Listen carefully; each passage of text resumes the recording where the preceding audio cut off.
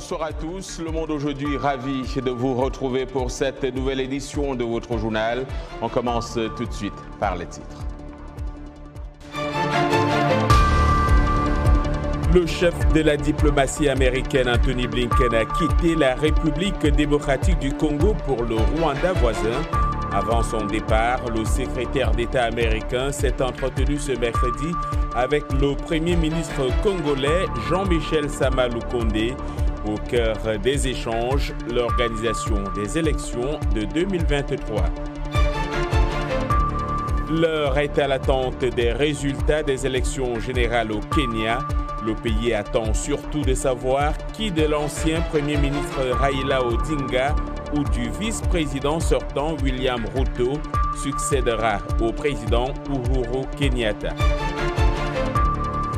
En sport sur le continent, la CAF lance sa Super League de football, tandis qu'en tennis, celle qui a longtemps dominé la discipline va bientôt prendre sa retraite. Serena Williams l'a annoncé hier. Les détails tout à l'heure avec Yacouba Ouedraogo.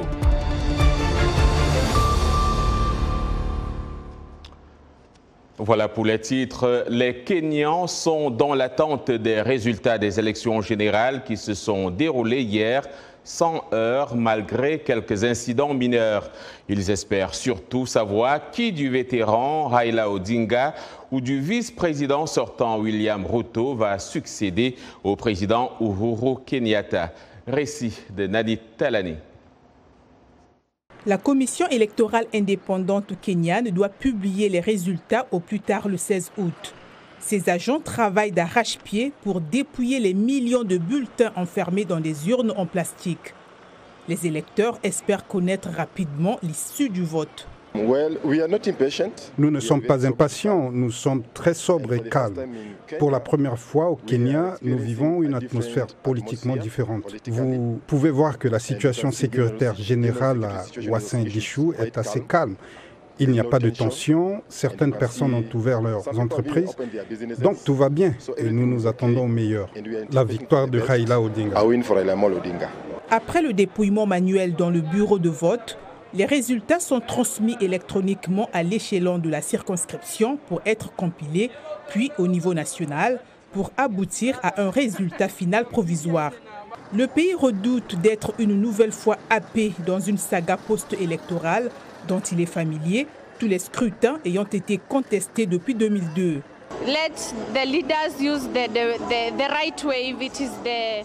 Que les dirigeants utilisent la bonne voie qui peut être celle du tribunal pour faire part de leurs doléances.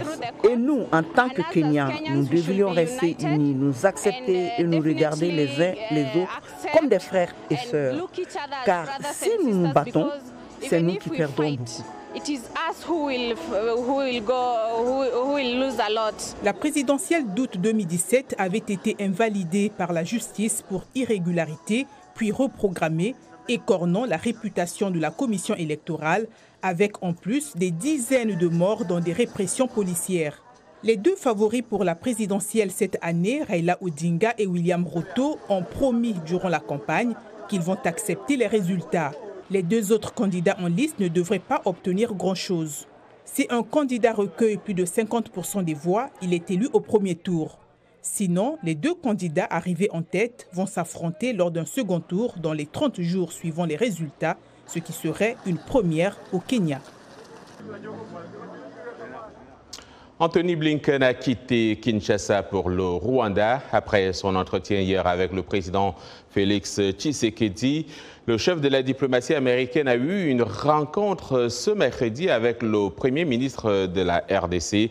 Le secrétaire d'État américain Blinken a fait état mardi de la préoccupation des États-Unis suite aux informations crédibles faisant état d'un soutien du Rwanda à la rébellion du M23 qui a ressurgi dans l'est du pays. Le point avec Ginny Niwa. En visite au Congo dans le cadre d'une tournée africaine, Anthony Blinken s'est entretenu avec le ministre congolais des Affaires étrangères sur diverses questions, notamment sur la situation sécuritaire, l'implication du Rwanda dans les insurrections de l'Est de la RDC, la coopération militaire et l'économie.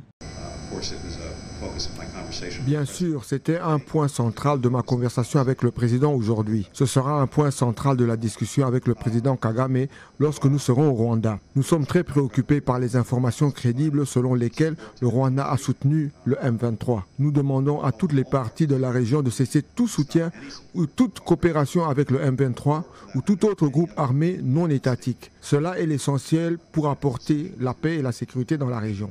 L'Est de la RDC est infesté de groupes armés qui sèment la mort depuis près de 30 ans. L'un des plus actifs est le M23. Cette ancienne rébellion à dominante Tutsi, vaincue en 2013, a repris les armes en fin d'année dernière en reprochant à Kinshasa de n'avoir pas respecté des accords de réinsertion de ses combattants.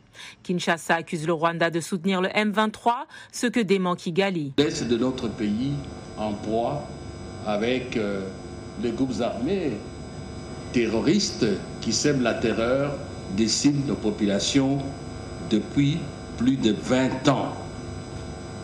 C'est donc sous cette toile de fond que nous avons échangé en bilatéral.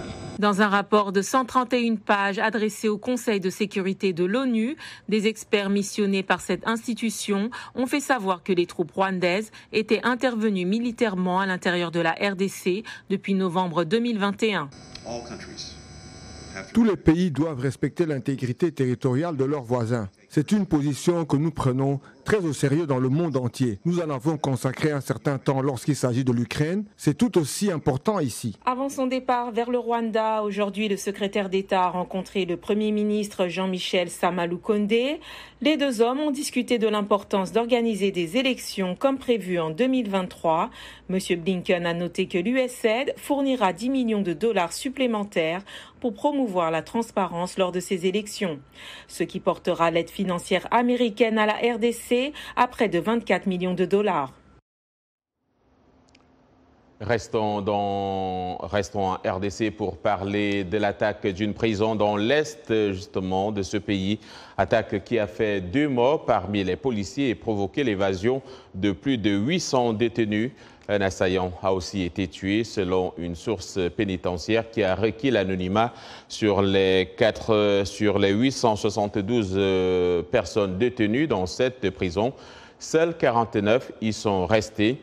L'incident a visé la prison centrale de Kakwangura dans la ville de Butembo. Le porte-parole de l'armée congolaise à Béni précise également que des munitions ont été récupérées.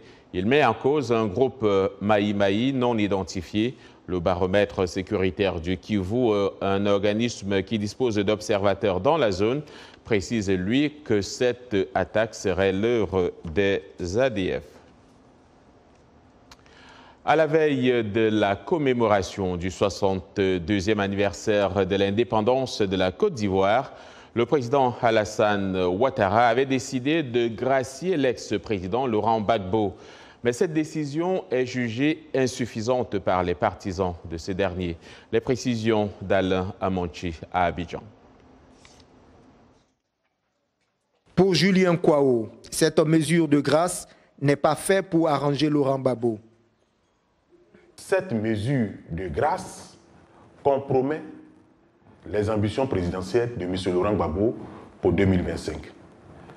Ce qu'il aurait fallu pour M. Laurent Gbagbo, qui a des ambitions présidentielles affichées clairement, c'est une loi d'amnistie. Le président de la République peut, selon la Constitution, demander à l'Assemblée nationale une ordonnance portant amnistie, souligne Julien Kouao. Chaque institution devant jouer son rôle, il appartient, selon le juriste, à l'Assemblée nationale de faire sa part pour accompagner les efforts du président Ouattara. L'amnistie relève de la compétence du Parlement, c'est-à-dire des députés et des sénateurs. Il revient donc au Parlement de prendre une mesure d'amnistie pour suivre le président de la République dans sa dynamique de réconciliation nationale. La décision de gracier le président Laurent Gbagbo apparaît comme une des conséquences du dialogue politique initié en début de l'année entre les différents acteurs de la vie politique que sont Bédié, Gbagbo et Alassane. L'absence remarquée de M. Henri Konan Bédié et de M. Laurent Gbagbo les deux anciens présidents de la République, Ayam Sokro, le 7 août dernier, lors de la célébration des 62 ans de l'indépendance de la Côte d'Ivoire, montrent très bien que la question de la réconciliation nationale en Côte d'Ivoire est mal partie. En ce sens que, vous savez très bien que le problème de la Côte d'Ivoire, c'est l'élection présidentielle. Tout part de l'élection présidentielle. C'est l'élection présidentielle qui est la principale cause de la fracture politique et sociale en Côte d'Ivoire depuis 30 ans. Et l'élection présidentielle a toujours réuni les trois personnalités que sont M. Gbagbo, M. Ouattara et M. Bédié. Et en 2025, nous allons retrouver certainement, selon toute vraisemblance, ces trois personnalités. Autrement dit, déjà, nous sommes dans un jeu politique. Les élections présidentielles sont depuis 30 ans la cause de la fracture politique et sociale en Côte d'Ivoire. La majorité des Ivoiriens aujourd'hui souhaitent voir des signaux plus rassurants avant les élections de 2025. Alain Amonchi pour VOA Afrique, Abidjan. Traversant la frontière pour le Burkina Faso, où 15 soldats ont été tués hier dans une double attaque à Namsingia, dans le centre-nord du pays. Au lendemain de ces attaques meurtrières, c'est la tristesse et la déception chez beaucoup de Burkinabés. Si certains demandent l'aide internationale pour arrêter la spirale de violence, d'autres prônent la réconciliation nationale dans le pays. À Ouagadougou, la capitale, des Burkinabés réagissent au micro de notre correspondant, Lamine Traoré. C'est un coup dur pour notre pays encore. 15 militaires, c'est beaucoup. C'est des familles qui ont endeuillé encore.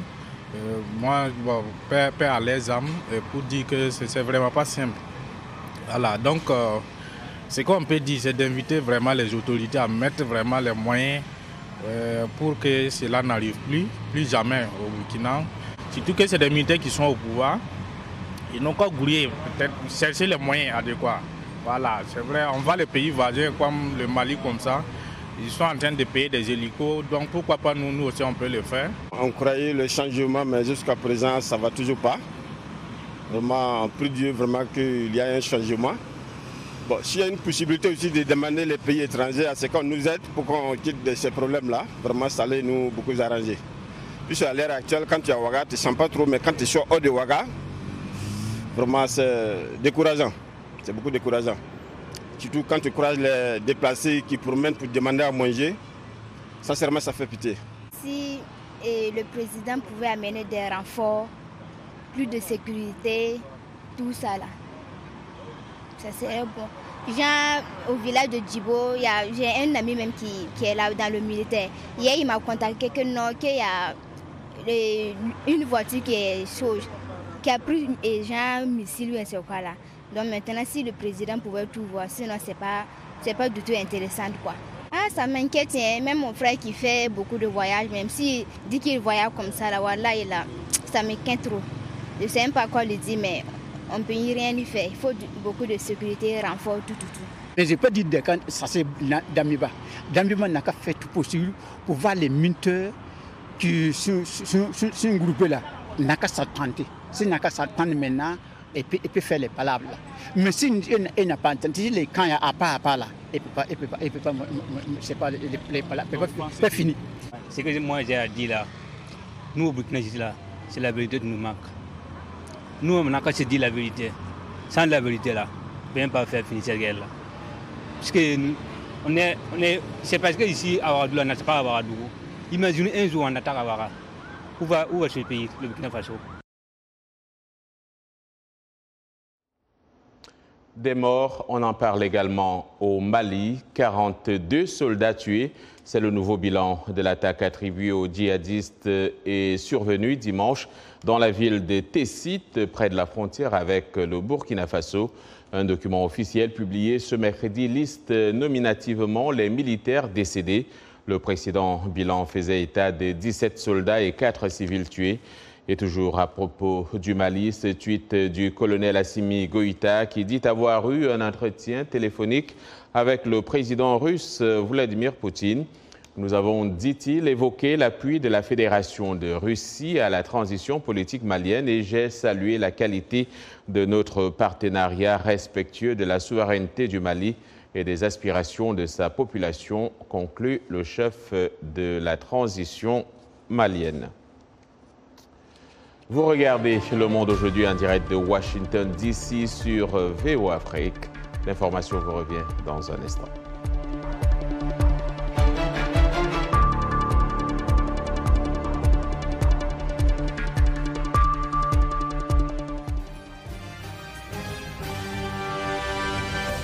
Mbote Ndeko Eli Sango, Mbote Nabino Banso, Mozali Kolanda, Saona Lingala, na la Voix de l'Amérique, Uto, Washington DC. Sango Mokili Lelo, c'est votre nouveau rendez-vous d'actualité en Lingala de la Voix de l'Amérique. Tous les jours, de lundi à vendredi, nous vous proposons 2 éditions d'actualité. La première, de 17h à 17h30 temps universel, et la deuxième, de 19h30 à 20h temps universel. Politique, société, culture, économie, sport. La rédaction Lingala de la Voix de l'Amérique vous donne rendez-vous pour décrypter l'actualité congolaise, africaine et du monde. Sango Mokili Lelo, c'est tous les jours, de lundi à vendredi, sur nos ondes et celles de nos stations partenaires, dans l'une des plus belles langues d'Afrique, le Lingala.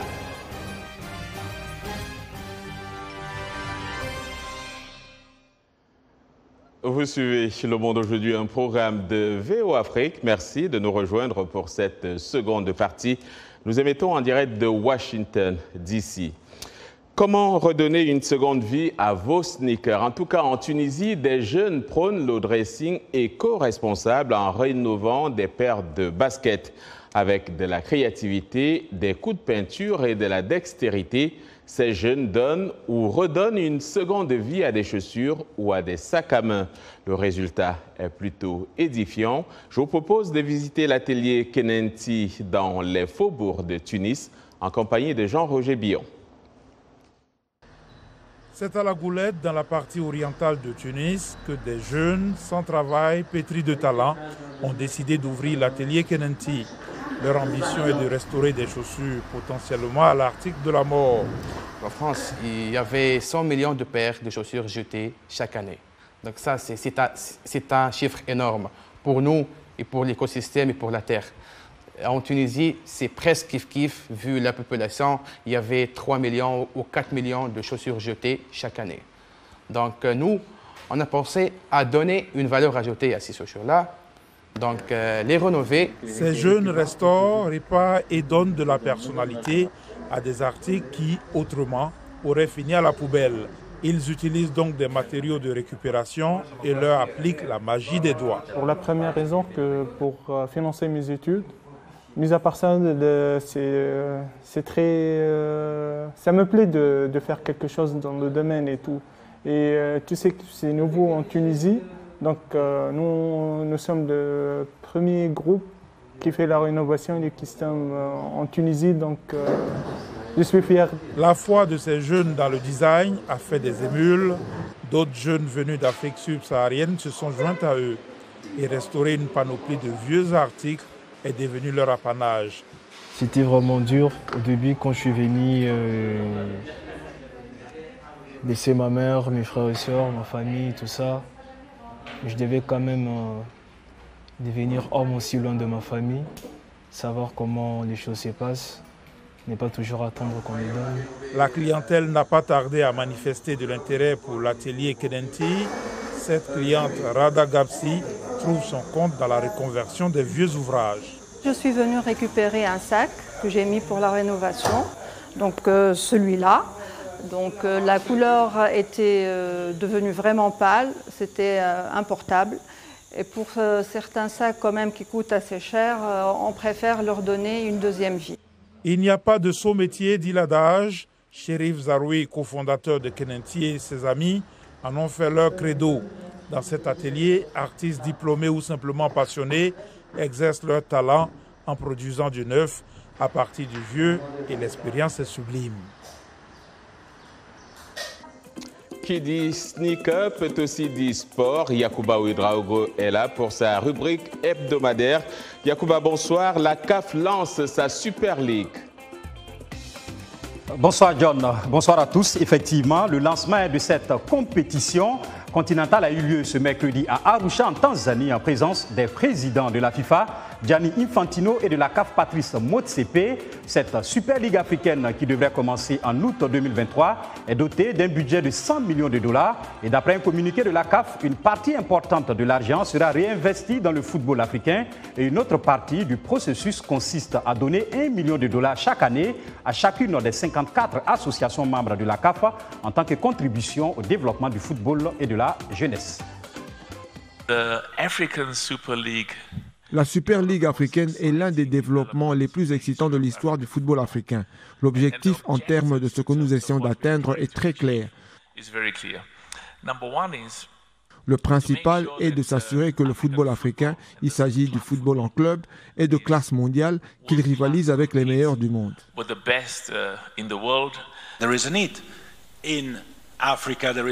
Il y a un besoin en Afrique, il y a aussi un besoin dans de nombreuses autres parties du monde d'amener le football en club au niveau supérieur. Pour cela, il est important d'être innovant, d'avoir de nouvelles idées, de nouveaux projets et de les mettre en œuvre.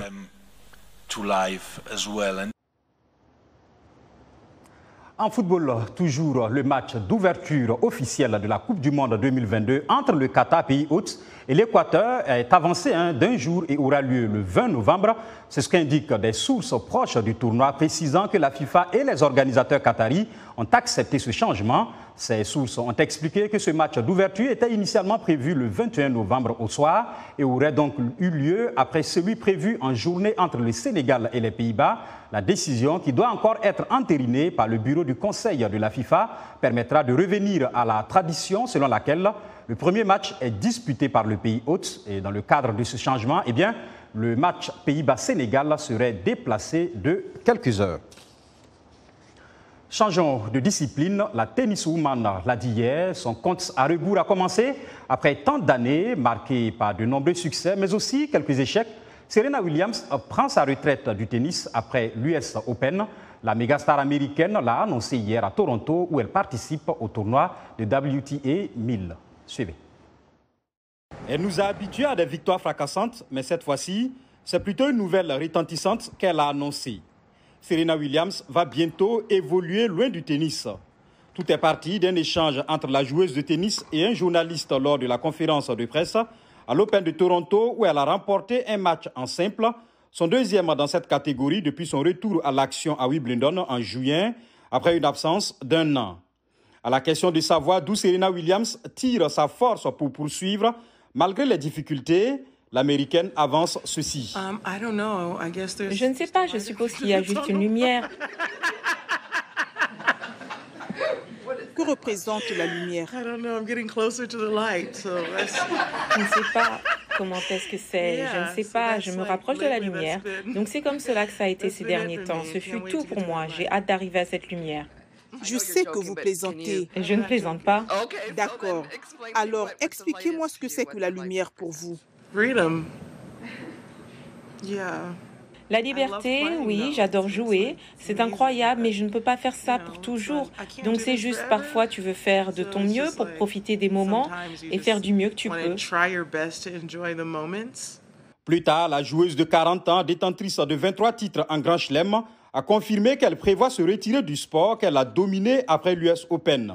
Dans un article, Williams a écrit « Je n'ai jamais aimé le mot retraite. Peut-être que le meilleur mot pour décrire ce que je fais est évolution. Je suis ici pour vous dire que j'évoluerai loin du tennis, vers d'autres choses qui sont importantes pour moi. » La cadette Dusty Williams a remporté son dernier Grand Chelem en 2017 et poursuit une 24e couronne insaisissable qui la mettrait au niveau de Margaret Court. C'est en 1999 que Serena Williams s'est annoncée sur la plus grande scène du tennis en remportant l'US Open, un tournoi qu'elle remportera 5 fois par la suite. Au cours d'une carrière riche en histoire, au cours de laquelle elle a dominé ses rivales, comme aucune autre athlète, Serena Williams a remporté 7 titres de l'Open d'Australie, 3 titres de Roland-Garros et 7 couronnes de Wimbledon. Elle détient aussi 14 titres en double du Grand Chelem féminin, avec sa sœur aînée, Vénus, et a remporté 4 médailles d'or olympiques. Malgré sa réputation de compétitrice la plus féroce du tennis, Williams a minimisé les attentes pour son dernier majeur au prochain US Open, après avoir perdu au premier tour à Wimbledon. Malheureusement, je n'étais pas prête à gagner Wimbledon cette année. Et je ne sais pas si je serai prête à gagner New York, mais je vais essayer. On saura la réponse lors de ce tournoi new-yorkais, prévu du 29 août au 11 septembre. La réponse pour bientôt donc. Retour sur le continent pour parler d'un sport pas beaucoup pratiqué par les femmes. Le rugby au Cameroun, nation par excellence du ballon rond. Des femmes s'adonnent de plus en plus au jeu de la balle ovale. Parmi elles, Alvin Kwekam qui perce les lignes de la discipline malgré de nombreux obstacles. Nani Talani. Alvin Kwekam Maché s'engage à corps perdu dans la mêlée et pousse dans le pack. La Camerounaise de 26 ans s'adonne au rugby depuis 4 ans. Une discipline encore très peu pratiquée par les femmes dans son pays. À chaque fois, et même dans ma propre famille, les gens disent non, Alvin, je ne sais pas pourquoi, depuis des années que tu joues au rugby et tout ça ne te rapporte pratiquement rien. Je ne vois pas le rapport. Moi, j'ai décidé, j'ai dit que c'est ma passion. Même si je n'ai pas commencé tôt, mais j'aime ce rugby, j'aime le rugby, j'aime mon sport en fait, j'aime ce que je fais. Alvin Kwekam Maché est joueuse au sein de la Fun Dreams Academy, un des 4 clubs de rugby féminin camerounais. Mais au pays du ballon rond, qui porte au nu Samuel Eto'o et Rigobert Song, le ballon ovale, plus encore chez les femmes, peine à exister. Selon la Fédération camerounaise de rugby, seules 120 femmes sont licenciées. Il y a beaucoup de réticences. Au premier coup, les familles sont vraiment réticentes, mais avec la progression, elles les acceptent malgré elles. Évidemment, Alvin ne vit pas de sa passion. Même internationale, elle ne perçoit aucun salaire, juste quelques primes. Elle vit chez sa mère avec ses 3 frères et sœurs dans une petite baraque en terre battue en Komo, un quartier populaire de Yaoundé. J'ai peur quand elle joue. Et pourquoi vous avez peur? Quand elle joue, elle vient ici, elle a cassé les pieds. Elle part se coucher là-bas. Personne ne peut pas l'aider à donner 100 francs comme ça pour prendre les médicaments. En plus de ces difficultés, les joueuses font face à des idées reçues. Quand un homme me croise, je ne lui dis pas directement ce que moi je pratique comme sport. Mais à un moment, quand moi je vois que bon, il faut que moi, toi tu dois connaître ce que moi je fais, si c'est vraiment ça, je dis bon, je joue au rugby et du coup cette personne commence avec la distance. À distance, il commence à avoir peur. Alvin a été sélectionnée cette année dans l'équipe nationale du Cameroun. Elle et ses camarades comptent sur le prochain championnat d'Afrique de rugby au Cameroun, justement pour mettre en avant leur discipline. Selon World Rugby, les Camerounaises se hissent au 26e rang sur 61 nations. Leurs homologues masculins pointent à la 104e place sur 109. Courage donc, brave femme. C'est tout pour cette rubrique sportive. Merci à vous de l'avoir suivi. On se retrouve la semaine prochaine. Au revoir. Merci Yacouba. J'ai failli dire Samuel Eto'o, Rigobert Song et John Lyndon. C'est la fin de ce journal. Merci d'avoir suivi et à demain. Washington Forum, le rendez-vous hebdomadaire de VOA Afrique à ne pas manquer. Chaque semaine, nous sommes ensemble pour 30 minutes pour décortiquer les grands sujets qui font l'actualité. Avec nos analystes et nos reporters, nous allons au fond des choses. Politique, économie, société, culture. Nous posons le débat et nos analystes sont là pour apporter l'éclairage. Washington Forum, c'est aussi vous, le public. Vous pouvez participer en réagissant au thème de la semaine sur nos réseaux sociaux. La rédaction de VOA Afrique vous donne rendez-vous sur ses chaînes partenaires, son site voaafrique.com et sur ses plateformes numériques pour prendre part à ce forum réalisé dans nos studios à Washington. À très bientôt dans Washington Forum.